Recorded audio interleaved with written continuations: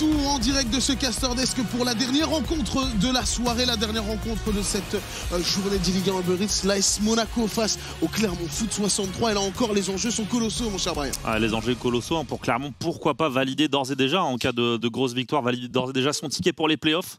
Et côté de Monaco, au contraire, va se donner un espoir, un petit espoir, même si voilà, là, ils partent de très très loin, les Monégasques. Mais en cas de 3-0 ce soir, il y aura également une petite chance de qualification.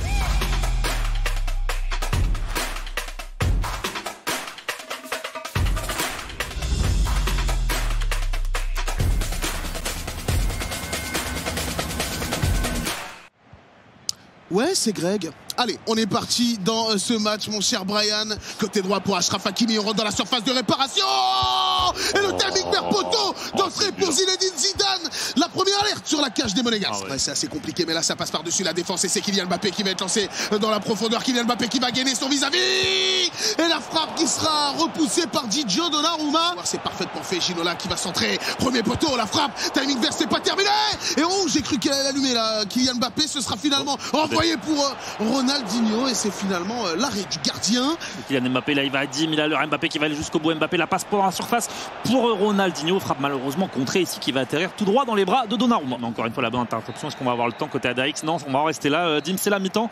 0-0, voilà, on a vu des grosses occasions, je pense tournant du match quand même. Pour l'instant, ce timing vert hein, de Maestro là, avec Zidane qui vient trouver le poteau. On va pouvoir servir dans l'axe Matteo Guendouzi qui va servir Lionel Messi qui peut remettre sur Ronaldinho pourquoi pas provoquer un contre-allure, scoop turn qui passe entre les deux joueurs. On se demande comment. Dim, c'est la frappe malheureusement un petit peu molle là, qui vient être arrêtée. De drill. Ça profite à Lionel Messi qui va tenter de rentrer à l'intérieur, va pouvoir servir Guendouzi, mais la grosse sortie de Sergio Ramos ici, attention, quelle passe Dim, quelle passe, elle est improbable, personne l'avait vu cette passe, c'est n'importe quoi. Maestro qui vient ouvrir le score dans ces dernières minutes. Ouais, on a passé le premier rideau défensif, pourquoi pas sur cette-ci, la passe dans l'intervalle pour Kylian Mbappé et on a parfaitement décalé le gardien du côté de Gigio Donnarumma. Le timing était vert, la frappe était croisée, mais l'arrêt était parfait. 50 secondes de temps additionnel ici avec Neymar qui va trouver Tolisso avec Ronaldinho et on va en rester là, Dims, puisque c'est une position de hors-jeu et c'est Maestro qui vient s'imposer.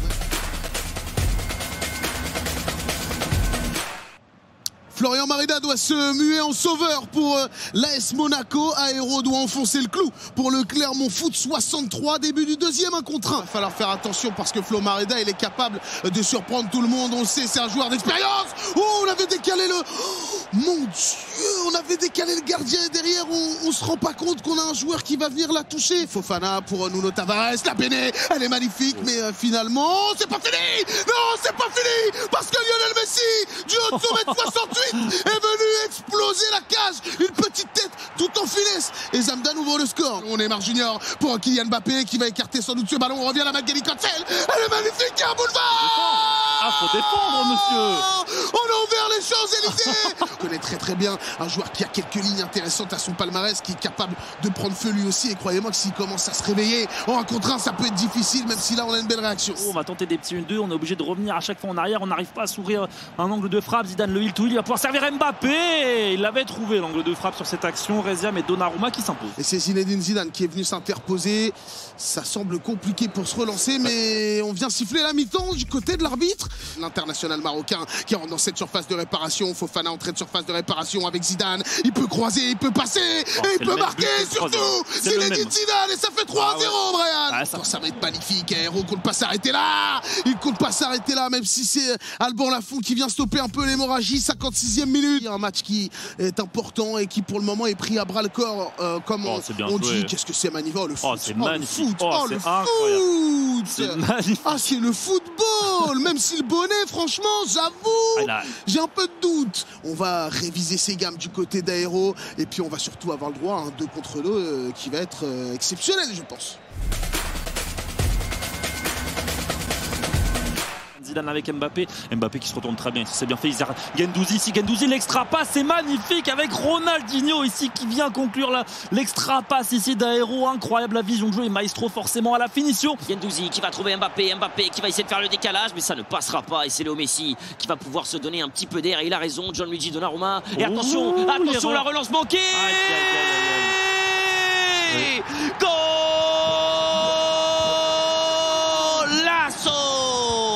C'est Ronaldinho qui continue dans ses œuvres sur le côté droit, c'est bien joué de la part de Ronny. Ronny toujours, Ronny encore et encore une extra passe. Derrix. Et Monaco est devant en à peine 6 minutes.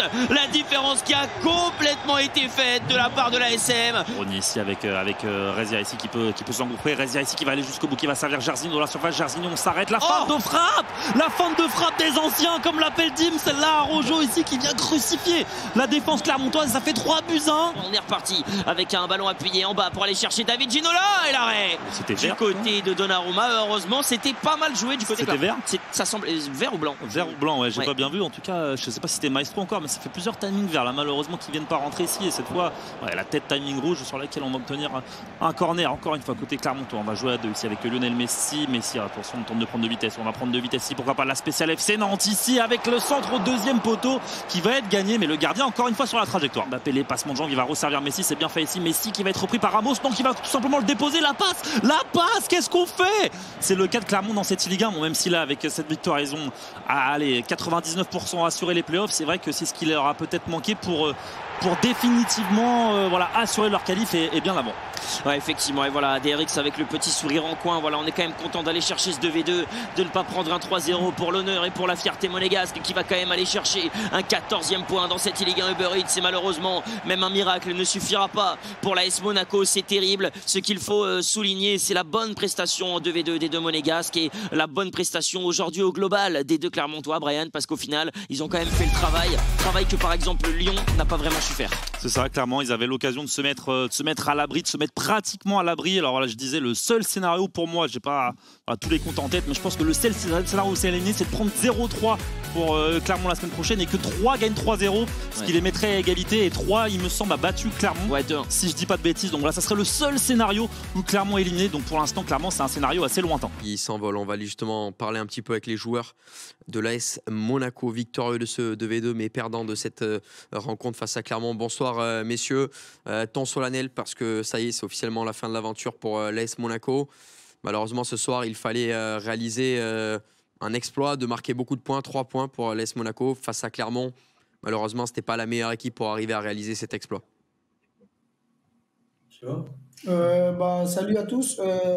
Franchement malheureusement nos 1v1 ils sont mal passés.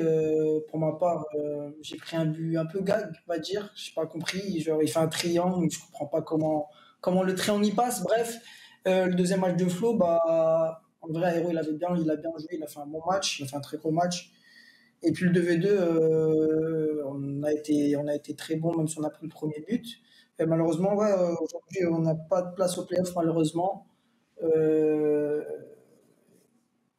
Un peu déçu, franchement, déçu un peu parce qu'on avait le niveau pour aller chercher cette place au playoff.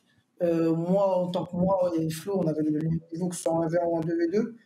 Malheureusement, les points laissés avant, ça nous a, ça nous a mis un peu dans le mal, on va dire. Ouais.